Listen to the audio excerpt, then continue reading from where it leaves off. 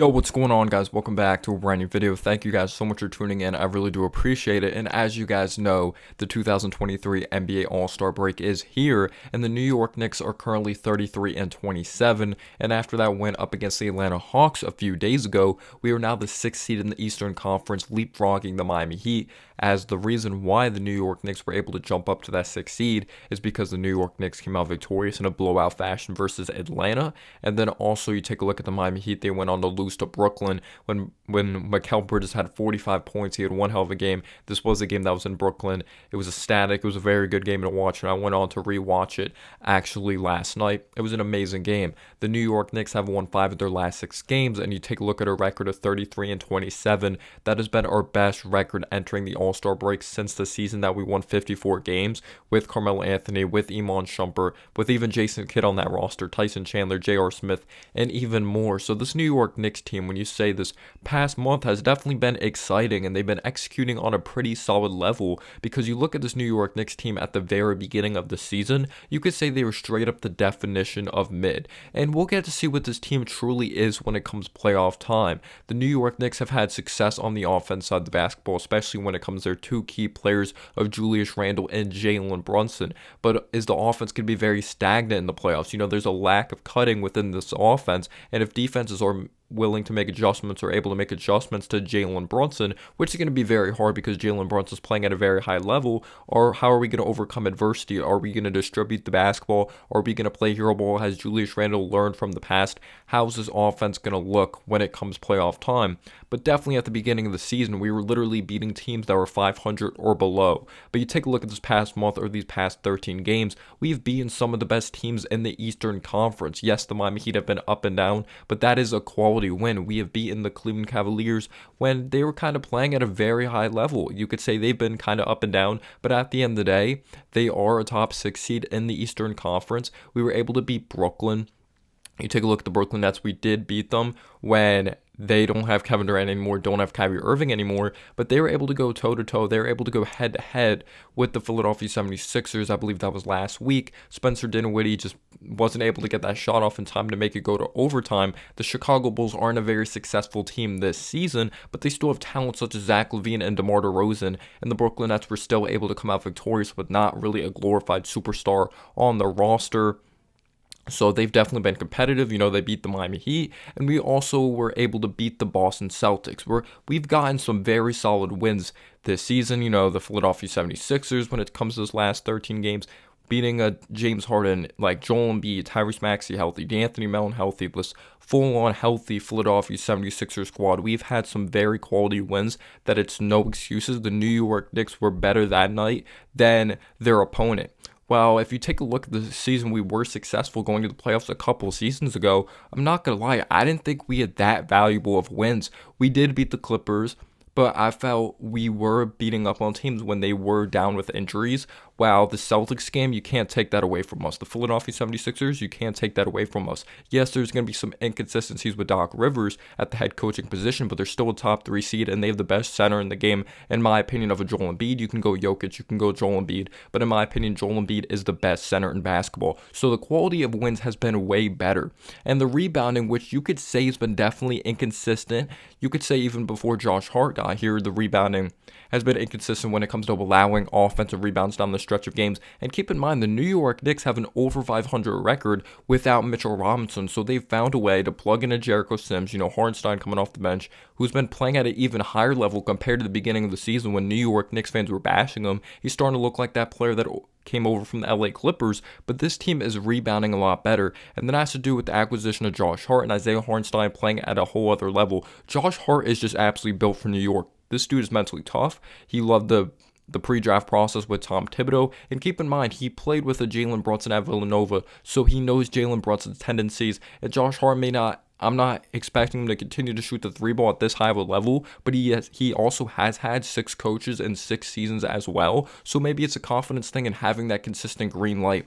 And when he's come over through this trade of the Portland Trailblazers, giving up Cam Reddish and a first-round draft pick, Josh Hart's confidence has been at an all-time high. This dude does the little things such as cutting back door, making the heads-up play with within the offense, just willing to make that extra pass, splash those open threes. But the versatility defensively at 6'4" is absolutely insane. He brings hustle, he brings coast to coast potential as well.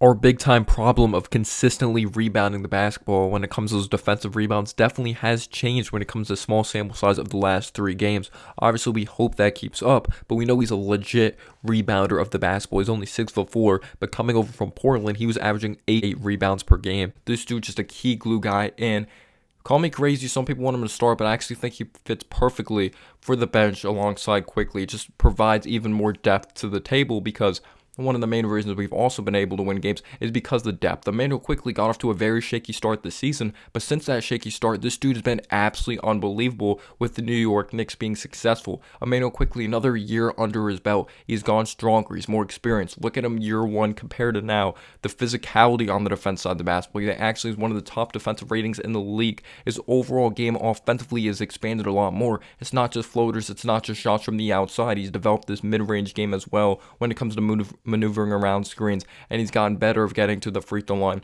Yes, that was his thing year 1, but I felt like there were some inconsistencies year 2, but he's making the heads-up plays on the offense side of the basketball. He's been more efficient this season as well. His three-point percentage has gone up since the season's been going on, and even his field goal percentage in general from 2. So Quickly playing at a very high level. Hartenstein crashing the glass, playing like an absolute beast. You got to give credit to Isaiah Hartenstein when it comes to putback opportunities, being improved when it comes to interior rim presence defensively, and just I feel like he's been playing his game lately, like starting to play his game more as of late, like we saw in the Clippers uniform when it came to passing the ball. These last 3 weeks, he's been playing at a high level. The bench was one of the most inconsistent things when it came to the beginning of the season, but the bench has definitely stepped up. You could say there's still some inconsistencies when it comes to 3-point defense, but it is improved compared to the beginning of the season. And at the beginning of the season, we saw a bunch of maybe Jalen Brunson, Julius Randle stats look good when it came to the box score category, but there were some inconsistencies of winning and maybe meshing. But now you see that it's just like straight up, when the New York Knicks have been playing at their best, Julius Randle and Jalen Brunson both had a good game. They both were the reasons we won this game. Like, their play styles are fine. They just needed to mesh. They just needed some chemistry. And it looks like their chemistry has definitely gone up the charts. And this team has always gone down to the wire. This team has always shot themselves in the foot. But you take a look at the last couple of games, they've been in kind of blowout fashion, specifically in that fourth quarter. Obviously, we took control of that entire Hawks game. Obviously, the Hawks were able to cut it down to 13 points, I believe, at one point. But it's cool to see us actually not shoot ourselves in the foot. And it doesn't matter who we're playing on the other side there. Like, competition-wise, I know the Hawks have been very bad on the defense side of the basketball, allowing 143 or 144 points to the Charlotte Hornets. But at the end of the day, the New York Knicks have been better when it comes to closing out games and not taking their foot off the gas. So what should we think of this team? Is this team legit? Are they going to make some playoff run that they go to the Eastern Conference Finals? I don't know that. It's a wait-and-see game, especially with Julius Randle. How is his IQ going to be playoff time? And Jalen Brunson has proven that he could step up on the big stage when it comes to the playoffs. We saw that when he was with the Dallas Mavericks, even with Luka out, was one of the main reasons they're able to be successful when it came to playing the Utah Jazz in the first round.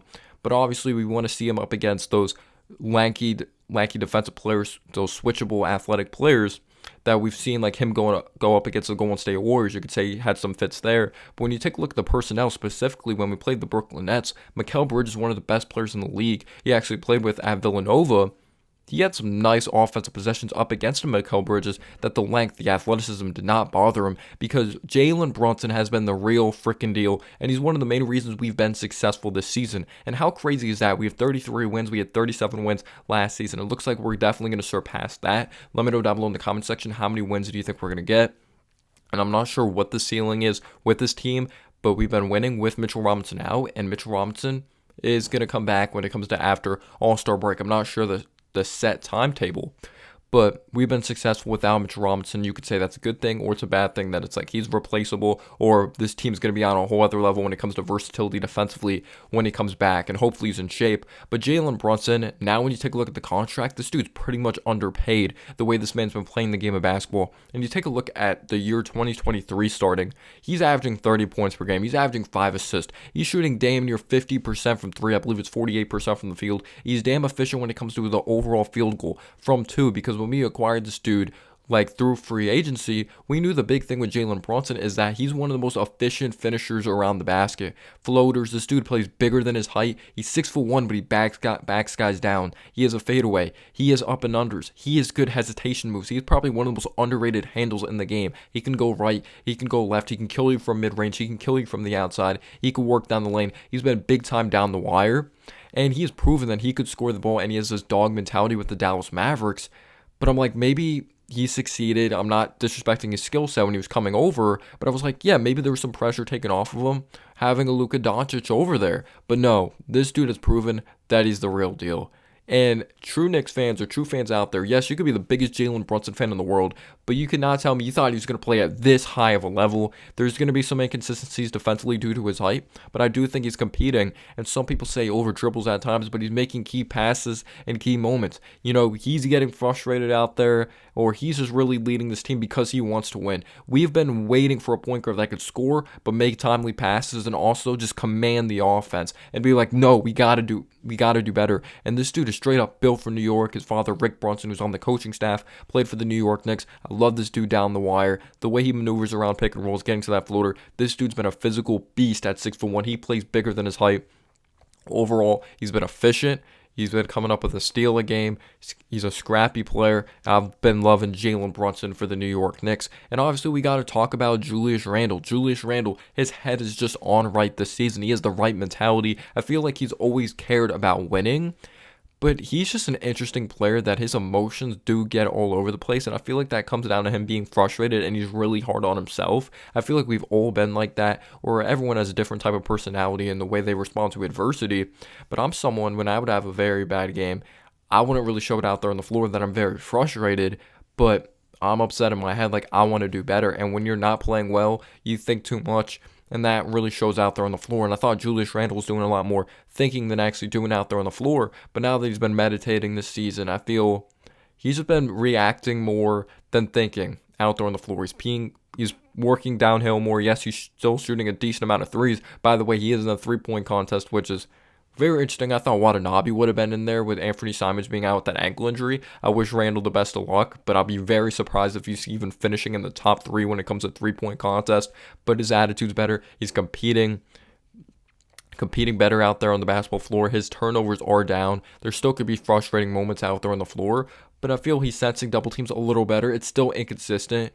He's had games that he's really splashing it from the outside, but he's continuing to hit that mid-range shot like he was. Like, he's even better than that first-year All-Star Julius Randle. Like, he's playing better, and he's also named an All-Star once again. He's shooting those fadeaway jumpers, but I feel like it's not as much. I feel he's more aggressive working downhill. And what I like about Jalen Brunson and Julius Randle, they're both finding ways to get to the free throw line.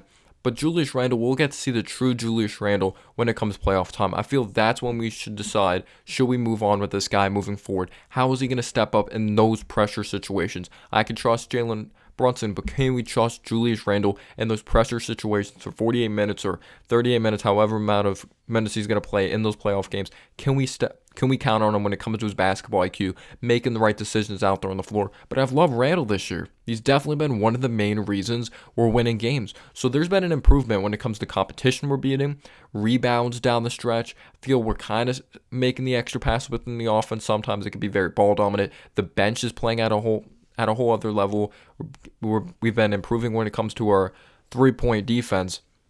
You know, obviously we made that change of Grimes in the lineup over Evan Fournier. Evan Fournier does not play. You know, we traded Cam Reddish. Derrick Rose does not play. We have to just accept D Rose is not a part of the future. I thought we should just moved on from him for anything at the deadline, trying to make him or let him go to a contender. So Grimes has been the scrappy player. I feel if we want this team to be at their best and really have this high upside, Grimes needs to knock down his open threes. He does. There's an inconsistency of him knocking down his threes. He does have this quick first step, but sometimes he could be out of control. But he's an underrated passer of the basketball. You know, if it's getting to defense, dumping it off, or kicking it outside of the perimeter, I feel he needs to learn to be more under control after the All-Star break, knock down those open threes, and maybe his legs are going to be freshened up more in the second half of the season. But the way he's been shooting the three ball lately, I'm starting to think I really overrated this dude as a three-point shooter, but he's going to hound you defensively. He's going to compete very hard defensively, but I feel like his defense has been kind of up and down lately. But he is 6'5" at the end of the day. He's not crazy tall, doesn't have this crazy physical long wingspan, but I really do like the dirty work that Grimes does out there on the floor. But we're gonna need more from him offensively. But then you also have to take a look at this overall offense. It's hard for you to knock down consistent shots from the outside when you're not getting a certain amount of touches and looks. But you could say he does need to knock him down. And one of the key pieces, obviously, like I mentioned, Mitchell Robinson coming back is going to be huge. What is the upside going to be defensively with this group? The way we've been playing basketball lately on offense and on defense. Yes, there's still plenty of things we need to work on, but RJ Barrett is the key thing right here. RJ Barrett, he's had stretches of good games this season, don't get me wrong, but he's also has stretches of atrocious games. It's year 4, no excuses. Yes, this offense is very bland, but in year 4, you adjust to your environment. You adjust to the offense out there on the floor, vanilla or not. Yes, maybe you could say we have to play him throughout his strengths more, but we took this dude 3rd overall pick. We can't baby him anymore. He's been better when it comes to finishing out the basket, but the tunnel vision is just still there. The tunnel vision is there, and I do think we have to accept as a player, this dude is a high volume type of player that he needs a lot of shots to score a lot of points. He's not going to be this crazy efficient player, in my opinion. That's just my opinion. But he also needs to accept a role, and maybe we have to assign him a role. Maybe there's not true roles out there for this basketball team. But sometimes I feel like he just has too much of this alpha mentality that I'm going to go out there and score 50, then have this steady of game of just like thinking about helping this team win games. I'm not saying he doesn't care about helping this team win games, but I feel like he's too aggressive and too out of control at times. And then the 3-point shot. We could talk about it. He's had good games of hitting threes. Like the worst players in the world are certain players out there are going to have games that they shoot it well from the outside. You need consistency. You need winning basketball. 33% from 3 is unacceptable, especially when the looks he's getting are wide open. I'm not hating on RJ, but he just straight up needs to be better. After this All-Star break, we need more good than bad from him because the upside really relies on RJ. You have Brunson that's playing good ball. You have Randle that's playing good ball. Grimes, I'm going to say, has been solid. He brings those gritty moments to this basketball team. We'll see what happens when Mitch comes back, but you have Hart that's playing good ball coming off the bench. Hartenstein, quickly. Obi doesn't play much, but it really falls on RJ's shoulders. How is he going to respond to adversity? Is he going to become a better 3-point shooter? Or are they going to ask from him, shoot those mid-ranges, work downhill, limit your game offensively? I'm not trying to put him in a box or anything like that, but the 3-point shot is just way too inconsistent, and he works on it, or at least I think he works on it. The free throws, he got off to a good start shooting from the free throw line. It's been very inconsistent, 74, 75%. He's going to have good games defensively, but then have games he's not as good. Sometimes he'll get a lift on his jumper, sometimes he won't. RJ has to be one of the weirdest players because you have games that's like, this dude's a feature star, and then you'll have games like, this guy's nothing more than a role player, but he needs to know his role out there on the floor. He needs to move the ball within the offense. If an open shot's there, take it. If a lane's there, take it. But RJ's going to have to play better. We're going to need good basketball from him from after All-Star break. I'm rooting for him. I have RJ's jersey in the back. I'm really tough on him because I expect a lot from him. We took him with the 3rd overall pick. Yes, he's the 3rd option, but then you also have to think about it in another way that he needs to start understanding his role. Like, does his play style fit a 3rd option? Is his future really here with the New York Knicks? Because he's this high-volume guy, he needs a lot of shots within the offense. Does that fit a 3rd option? Or is he better off elsewhere? Not saying to trade RJ or I want him gone, but if we're just being real here, when you're a volume player, you need as many shots as possible to get into a rhythm. Being that 3rd option may not be the answer when you have Brunson and Randle on the roster that could score the heck out of the basketball. RJ can as well when he really has the ball in his hands, but he doesn't have go-to moves like a Brunson, like a Randle. But RJ, I'm rooting for him, and I hope he plays at a high level. But the New York Knicks are playing good ball. 33-27 at the All-Star break. Good luck to Quentin Grimes when it comes to the Rising Stars game. Julius Randle now in the 3-point contest replacing Anthony Simons. Very interesting. He's in the All-Star game as well. Jericho Sims in the dunk contest. Jalen Brunson's a true All-Star in my heart and all of our hearts. But I'm very interested to see how this team's going to look after the All-Star break. Jalen Brunson playing at a whole other level. He's just improved, or maybe he's always had this in him, but now he has the opportunity with the ball in his hands. Julius Randle, hope he just continues to play at this level. RJ Barrett, I hope he flips a switch mentally and just physically the way he plays the game after All-Star break as well. And the bench, I have confidence in this bench right now. Quickly's playing awesome. Josh Hart, I'm not expecting him to have 17 or 20 points like every night, but I know he's going to do the dirty work. He's going to compete. Hartenstein, keep it up. Let me know down below. Do you think this team will make an Eastern Conference run? Do you think? Because when I'm thinking about it, because when I look at the other teams in the Eastern Conference, You need superstars. You could play team basketball, you can compete, but you still need superstars at the end of the day, or you need to play like a superstar in the playoffs. Let's say Jalen Brunson's playing like a superstar, but you need other contributing factors. Is Grimes going to knock down his open threes? Is Randle going to step up? With pressure taken off of Randle now, which is huge as well, maybe he can succeed better in the playoffs. But I'm interested to see how the defensive schemes, what are they going to throw at him? Are they going to still throw double teams at him and make him think out there on the floor? But when you have Giannis in the conference, when you have James Harden, when you have Embiid on the team, Jimmy Butler's a whole other level in the playoffs. Like, the playoffs is a totally different beast. It's a totally different beast. And we're the 6th seed. Feels good. But I'm interested. I'm interested to see what happens. Let me know down below your thoughts. Peace out, y'all.